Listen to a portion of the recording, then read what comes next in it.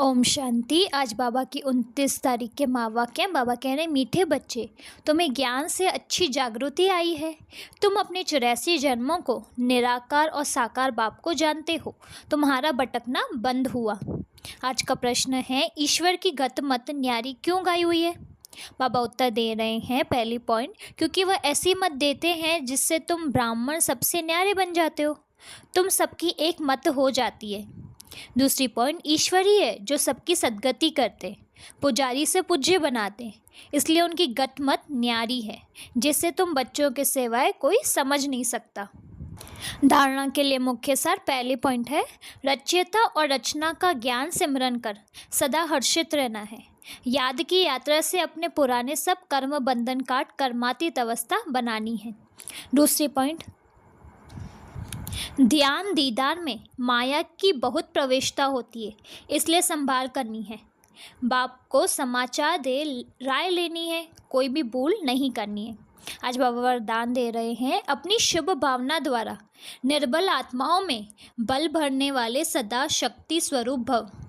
सेवादारी बच्चों की विशेष सेवा है स्वयं शक्ति स्वरूप रहना और सर्व को शक्ति स्वरूप बनाना, अर्थात निर्बल आत्माओं में बल भरना। इसके लिए सदा शुभ भावना और श्रेष्ठ कामना स्वरूप बनो। शुभ भावना का अर्थ यह नहीं है कि किसी में भावना रखते रखते उसके भाववान हो जाओ, यह गलती नहीं करना। शुभ भावना भी बेहद की हो, एक के प्रति विशेष भावना भी नुकसानकारक है, इसलिए बेहद में स्थित हो निर्बल आत्माओं को अपनी प्राप्त हुई शक्तियों के आधार से शक्ति स्वरूप बनाओ।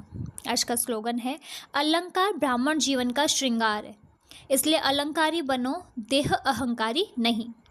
आज का व्यक्ति इशारा है, सत्यता और सभ्यता रूपी कल्चर को अपनाओ। कई बच्चे कहते हैं वैसे क्रोध नहीं आता है, लेकिन कोई झूठ बोलता है तो क्रोध आ जाता है। उसने झूठ बोला, आपने क्रोध से बोला, तो दोनों में राइट कौन। कई चतुराई से कहते हैं कि हम क्रोध नहीं करते, हमारा आवाज़ ही बड़ा है, आवाज़ ही ऐसा तेज है। लेकिन जब साइंस के साधनों से आवाज़ को कम और ज़्यादा कर सकते हो, तो क्या साइलेंस की पावर से अपनी आवाज़ की गति को धीमी या तेज नहीं कर सकते। अच्छा, ओम शांति।